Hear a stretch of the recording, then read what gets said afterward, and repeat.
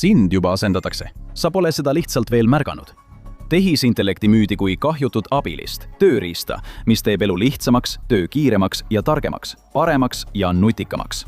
Aga nad õpivad vaikselt, kuidas sinu tööd teha. Kui sina aega säästsid, õppis tehisintellekt, kuidas sind asendada. Tehnoloogiajuhid tahavad sisse viia niinimetatud intelligentsuse ajastu, kus masinad võtavad enda peale kogu raske, igava ja ohtliku töö. Inimesed saavad samal ajal vabalt uusi põnevaid võimalusi otsida. Kuid selle särava lubaduse taga peitub tumedam tõde. Kulisside taga kustutatakse sinu oskused, sinu kogemus muutub väärtusetuks. Sinu tulevik on juba ette kirjutatud ja see ei hõlma sind. See on OpenAI vale. Ja kui see õnnestub, ei muuda see ainult tööd, see lõhub ühiskonna. Esimene peatükk. CV surm. Tööturg on muutunud, kuid üks asi on alati jäänud samaks. CV. Iga rida, iga saavutus, iga hiline õhtu ja varajane hommik on tõestus sellest, et oled võidelnud, et jõuda sinna, kus oled. See on rohkem kui lihtsalt paberileht, see on sinu lugu. Sa loodad sellele, et avada uksi, teenida austust, saada võimalusi, mille oled välja teeninud. Ja nüüd on see rünnaku all. Sam Altman ja teised Renior tegevjuhid ei hooli sinu oskustest, mida oled aastaid omandanud. Need muutuvad mõttetuks, kui tehisintellekti agendid on need juba ära õppinud. Ained, mille eest oled ülikoolis tuhandeid maksnud, ei avalda kellelegi muljet, kui suured keelemudelid suudavad kõiki üksikasju vajadusel ette lugeda. Tunnid, mille oled pühendanud karjääriredelil tõusmisele, ei tähenda midagi kõikvõimsa ja kõike teadva tehisintellekti vastu, mis töötab ööpäevaringselt. See suudab teha kõike, mida sina teed, kiiremini, odavamalt ja tõhusamalt. See on tulevik, mille poole OpenAI ja teised ettevõtted tormavad, ainult et nemad ei näe seda nii. Nende jaoks on tehisüldintellekti ehk AGI esiletõus midagi, mida tähistada. See järgmise taseme tehisintellekt ei aita lihtsalt kaasa, vaid mõtleb nagu inimene. See liigub sujuvalt ühest tööstusharust teise, lahendades probleeme ja OpenAI enda sõnade järgi ületab inimesi enamikes majanduslikult väärtuslikes töödes. Teisisõnu, kõike, mida inimesed suudavad teha, suudab AGI teha paremini. Ja see ei ole mingi kauge ulmeunistus. See on pöördloendus, mis algas aastal 2024. OpenAI loodab oma eesmärgid saavutada aastaks 2030 ja Sam Altman ei saaks olla rohkem elevil. Oma manifestis, mille ta jagas internetis 2024. aasta septembris blogipostituses pealkirjaga The Intelligence Age, ütleb Sam Altman. Ma usun, et tulevik saab olema nii helge, et keegi ei suuda seda praegu kirjeldades õiglaselt edasi anda. Intelligentsuse ajastu üheks määravaks tunnuseks saab olema tohutu jõukus. Ta räägib probleemide lahendamisest, mis on inimkonda põlvkondade kaupa vaevanud, saavutustest, millest inimkond on vaid unistanud, kliimakriisi lahendamisest, kolooniate loomisest kosmoses, murrangulistest läbimurretest teaduses. Ta püüab ka leevendada hirme AGI ees, väites, et ajalugu on alati tehnoloogia arenedes vanad töökohad uutega asendanud. Kuid seekord ei ole asi nii lihtne. Töökohti ei asendata ega kaotata, need lihtsalt muutuvad. Ta lisab, et tal ei ole hirmu, et meil saab tegevustest puudus olema, sest inimestel on kaasa sündinud soov luua. Tehisintellekt võimaldab meil oma võimeid võimendada nagu kunagi varem. Altman müüb oma visiooni hästi, aga kui vaadata lähemalt, on mõrad selgelt näha. Oletame, et Altman saab, mida ta ihkab, ja AGI võtab üle kogu majanduslikult väärtusliku töö. Mis saab lõpetajast, valgekraest töötajast, algtaseme töötajast, kes püüab lihtsalt karjääriredelil kanda kinnitada? Noh, nemad ei mahu OpenAI tulevikuvisiooni. Sest kui masin suudab teha noorema töötaja või algtaseme töötaja tööd murdosa hinnaga, siis pole see töötaja enam vara, vaid koorem.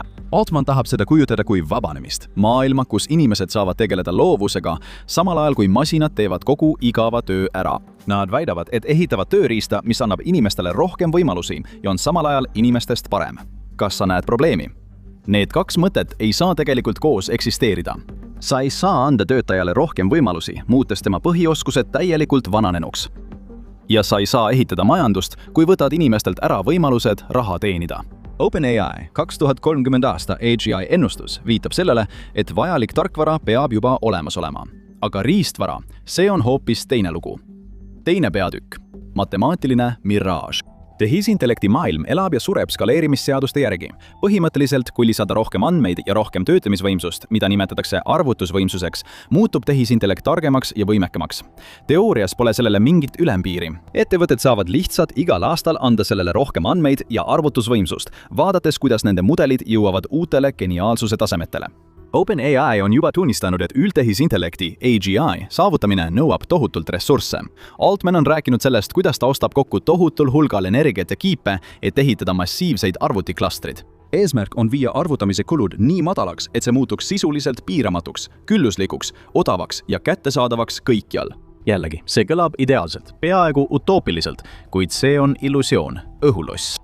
Et toida oma AGI revolutsiooni, panustab OpenAI täielikult niinimetatud Stargate'i projekti. See on ühisettevõte, mille eesmärk on ehitada OpenAI jaoks Ameerika Ühendriikides täiesti uus tehisintellekti infrastruktuur. Nad alustavad silmapimestava $100 miljardi, mis investeeritakse tohutusse superarvutite klastrisse. See on alles esimene samm Stargate'i pikaajalises visioonis, mille kogumaksumus ulatub 2030. aastaks lõpuks $500 miljardit. Ja seda sellepärast, et tehisintellektil pole kunagi küllalt. See tahab alati rohkem andmeid, rohkem ressursse, rohkem võimsust. Mõnede ekspertide sõnul, kui OpenAI jätkab praeguses tempos, vajab see iga 2 aasta tagant 10 korda rohkem andmeid ja 100 korda rohkem arvutusvõimsust. See tähendab miljardeid lisainvesteeringuid andmekeskustesse, energiasse ja riistvarasse. Isegi kõige rikkamatel majandustel oleks seda raske jätkusuutlikult teha. Ja OpenAI ei ole rikas riik. See pole isegi kasumlik ettevõte. Praegu töötab see tohutu puudujäägiga. 2024. aasta tulu on $3,4 miljardit, aga kahjum $5 miljardit. Ettevõte põletab raha. Et asja perspektiivi panna, see $5 miljardi suurune kahjum on võrdne selliste riikide nagu Libeeria, Suriname, Gröönimaa või mitme Kariibi mereriigi kogu SKT-ga. Üks ainus ettevõte põletab sama palju raha, kui terve riigi majandus aastas toodab. See ei ole jätkusuutlik. See on meeleheitlik. Pikemas perspektiivis on Altman isegi rääkinud, et ülemaailmse kiibitootmise algatuse loomiseks oleks vaja $7 triljonit investeeringuid. See on umbes 7% kogu maailma SKT-st. Kõik see miljardid kulutatud, superarvutid ehitatud, energia tarbitud, lootuses, et sellest piisab AGI saavutamiseks. Ja siis kuidagi suudab see tekitada piisavalt rikkust, et need miljardid ja veel rohkemgi investeeringuid tagasi maksta. See on hasartmäng, mida maailm pole kunagi varem näinud ja mida Silicon Valley armastab ette võtta. Osa tehnoloogiatööstusest toimib blitzscalingu põhimõttel. See tähendab, et alguses kaotad raha, et oma toodet arendada ja turgu vallutada. Lootus on, et ühel päeval saad hinda tõsta ja kasumit teenida, kui esialgne kaos on möödas. Aga füüsikaseadustele ei saa blitzscalingut rakendada. See põhineb füüsilisel imele. Idee, et tippklassi pooljuhid ja arvutusressursid suudavad vähem kui 10 aastaga 10-kordistuda. See ei ole teostatav ja seda ei juhtu kunagi. Ja me pole veel isegi puudutanud AGI revolutsiooni energiavajadusi. 3. peatükk, digitaalse jumala toitmine. Isegi kui AGI jaoks vajalikud tohutud klastrid ehitatakse valmis, kuidas seda kõike energiaga varustada? Digitaalne maailm ei ole sugugi kaalutu. See sõltub riistvarast, mis peab olema ühendatud ja vooluga varustatud. Ainult miljonites kordades suuremas ulatuses. Hinnanguliselt kasutab üks ChatGPT päring umbes 10 korda rohkem elektrit kui Google'i otsing. See on umbes sama palju energiat, kui kulub väikese LED-pirni töötamiseks umbes 20 minutit. Nüüd kujuta ette, kui seda suurendada. Kui see korrutada miljardite kasutajate ja miljonite päringutega igal tunnil, siis mis on tulemus?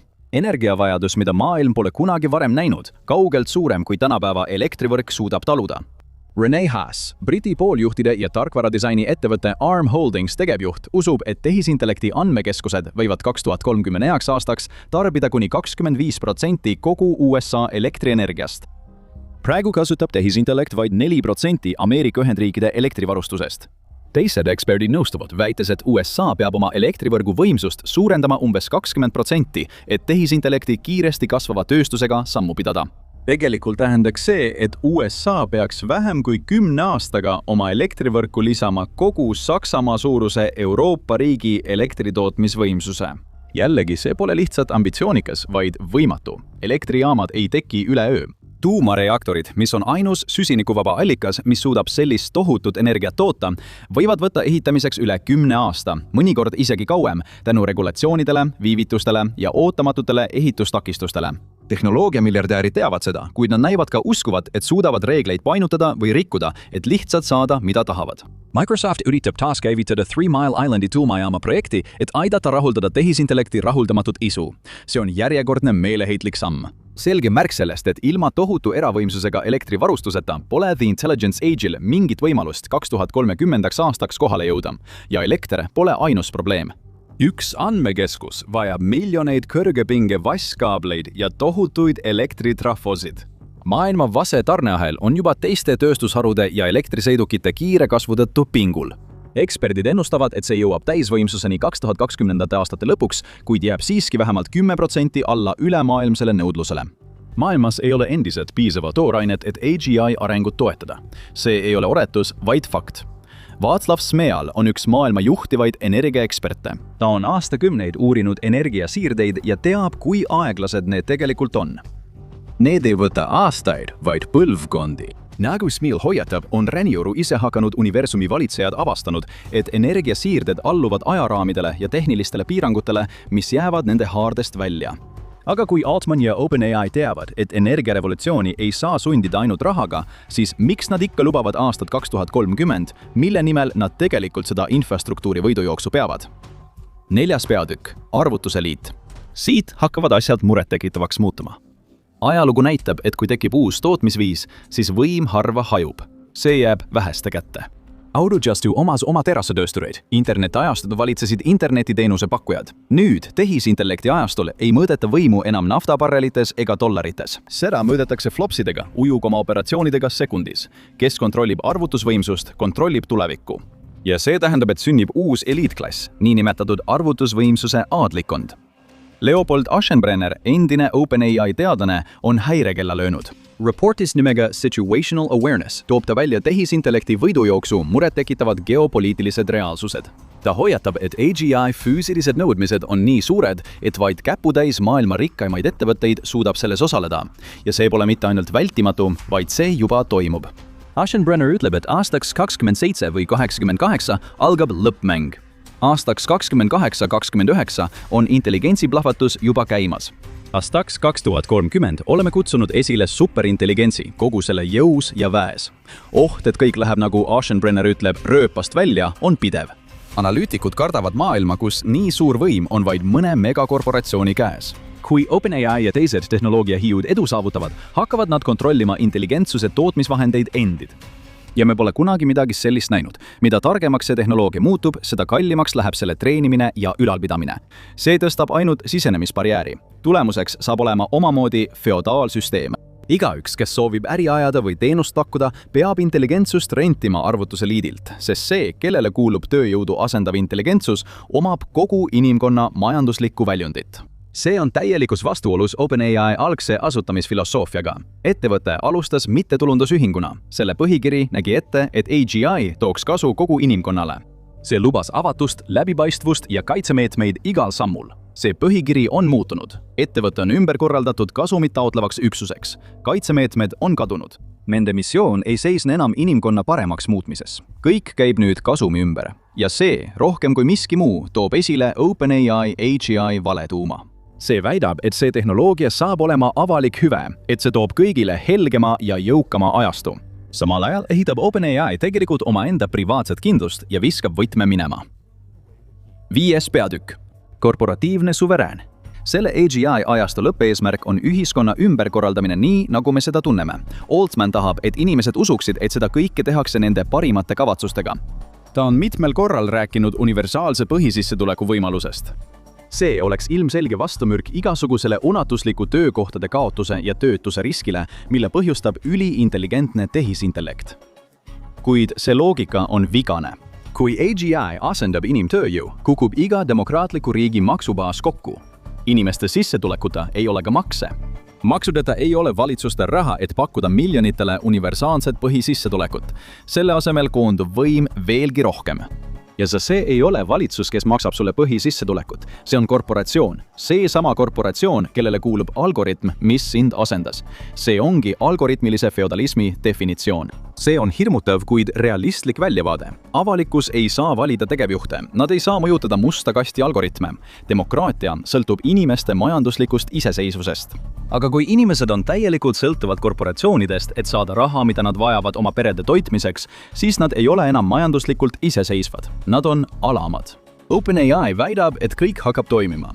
Altman räägib töökohtade muutumisest ja uutest võimalustest, kuid ta ei lähe detailidesse. Ta ei selgita, miks kasumit taotlev korporatsioon peaks otsustama lihtsalt ära anda oma peamise võimu ja sissetulekuallika. Kõige hullem on see, et Altmani intellektiajastu manifest jätab tähelepanuta midagi väga olulist. Pikaajalise ühiskondliku kokkuleppe rahva ja võimulolijate vahel. See eeldab, et sa lihtsalt aktsepteerid oma otsustusõiguse kaotust, et sa lihtsalt noogutad ja naeratad, kui sinu karjäär, privaatsus ja demokraatlikud õigused võetakse sinult ära üliintelligentsete tehisintellekti agentide nimel. Ühiskonda ümber kujundatakse mitte valimiste või referendumite kaudu, vaid digitaalse jumala poole püüdlemise ajal. Stargate'i projekt, $7 triljoni suurune kiibiplaan, rahuldamatu energiavajadus. Need ei ole üksikud sündmused. Need kõik on ühe uue maailmakorra ahela lülid. Maailm, kus intelligentsus on tsentraliseeritud kaup, kus inimtöö on aegunud ja arvutieliit on selle kõige kuningad ja kuningannad. AGI vale ei seisne selles, et see tehnoloogia ei tööta. Vale on see, et seda ehitatakse sinu jaoks. Seda tehnoloogiat ei looda inimeste jaoks, seda tehakse selleks, et inimesed asendada. Ainus alles jäänud küsimus on, kas seda on üldse võimalik peatada? OpenAI kihutab AGI loomisega kiiremini, kui keegi oleks osanud arvata, kuid vajalikud ressursid suruvad ettevõtte kuristiku äärele. Kui ambitsioonid ületavad reaalsust, on tagajärjed šokeerivad ja kogu selle kokkuvarisemise ulatus tuleb ilmsiks. Ja OpenAI kaotab miljardeid. ChatGPT on hukule määratud.